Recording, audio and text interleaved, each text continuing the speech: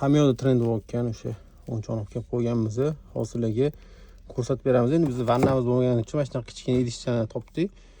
Solib ko'rsatamiz. Reklamada ko'rish ko'pirmadi-yu lekin shu ko'piradi. Ichidan o'yinchoq chiqishi kerakmi? Aziyat.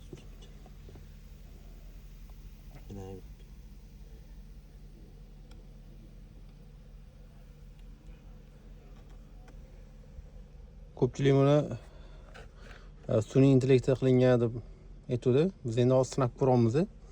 Olib kelib.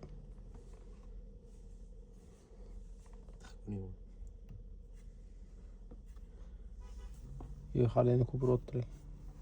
Mana pastdan. O'sha bolajonlar cho'milayotgan paytda solib qo'ysanglar, mana shu ko'pirib o'zidan yaxshi hid chiqarar ekan. Bu shoftonli hidi chiqib ketdi. Do'konimiz faqat shoftonli hidiga burkandi. O'yinchoq chiqishi kerak. Mana.